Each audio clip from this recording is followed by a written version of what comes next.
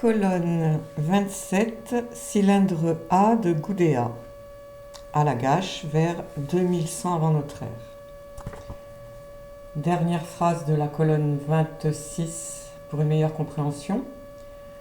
Le métal précieux appliqué sur les battants de la porte était bigarré comme le dieu pur serpent de l'abîme.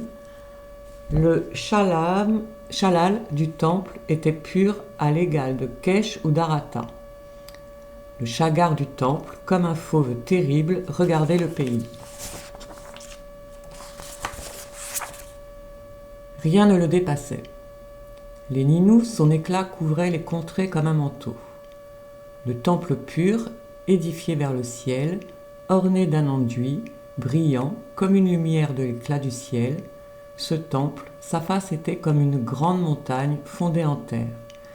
Son intérieur était comme... Son côté était comme le temple sublime du ciel qui est chargé d'abondance.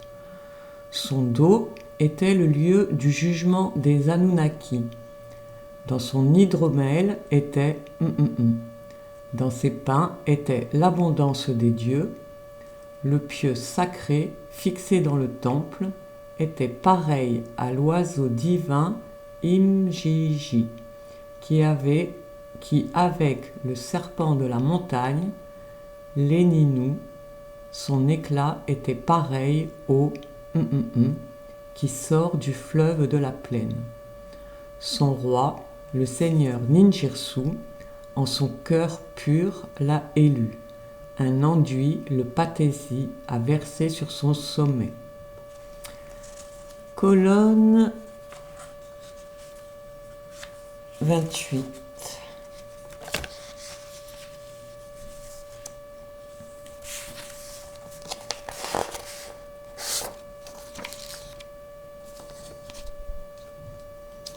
Donc j'ai repris la colonne 27.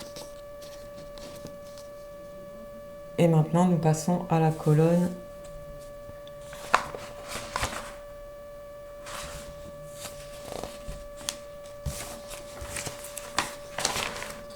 28.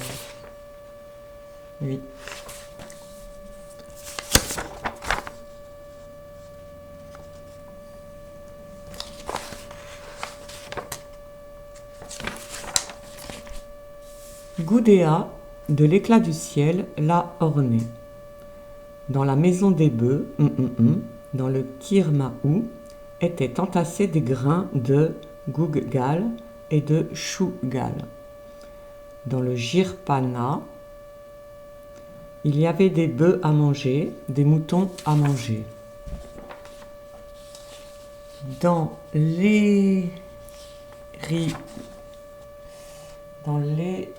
richets, des génies protecteurs étaient placés aux fenêtres.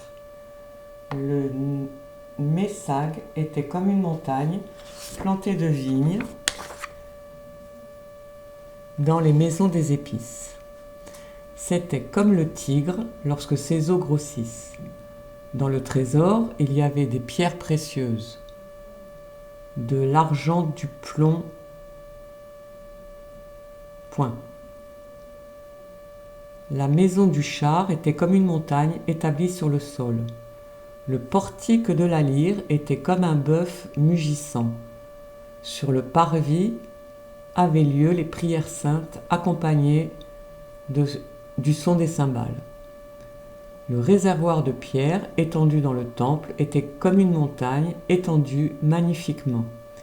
Le réservoir de plomb sur la terrasse était comme une lumière qui regarde au loin dans le monde. Le jardin Ankoulou, qui près du temple avait été planté, était comme une montagne plantée de vignes qui, en un lieu splendide, s'élève. Fin de la colonne 28. Maintenant, colonne 29.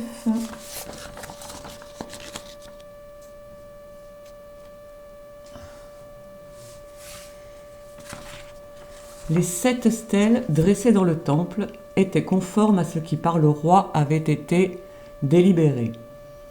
L'énigme qui sig était pur de la pureté de l'abîme.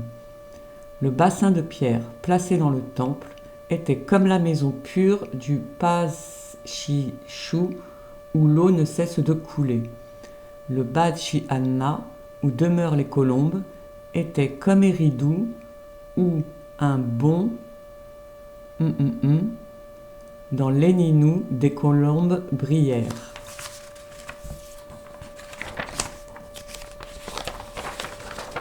À l'abri de grandes fleurs, sous une bonne ombre, des oiseaux resplendirent. Pareil à l'écour, le temple d'Enlil, lorsque des fêtes y ont eu lieu, le temple, sa splendeur, revêtit le pays. Sa crainte, le monde l'éprouva.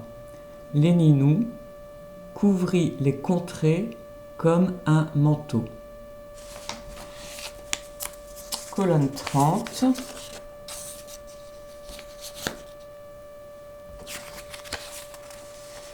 Le temple du roi a été construit avec magnificence.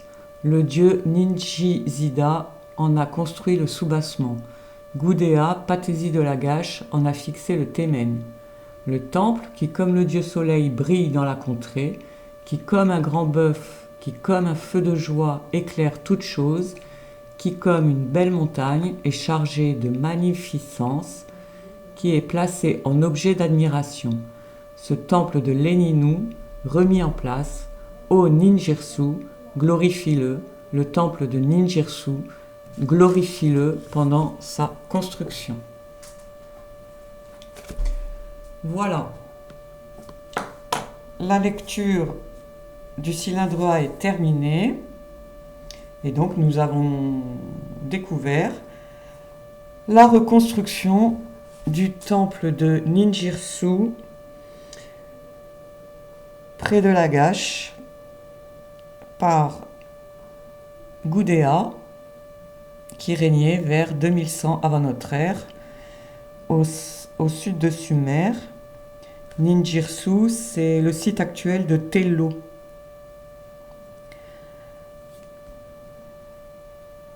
Dans le cylindre B, il est question de l'introduction de la statue du dieu Ninjirsu,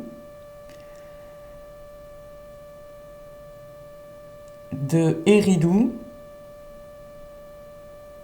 à Jirsu. Donc j'ai cru comprendre, en lisant le cylindre B, que la statue de Ninjirsu était avant à Eridu et que lors de la reconstruction du temple de Ninjirsu, soit c'est juste un voyage de la statue du dieu de Eridu à Ninjirsu qui repartira après à Eridu, soit c'est la statue du dieu Ninjirsu qui restera définitivement à Jirsu, à Tello, près de Lagash. Voilà, merci.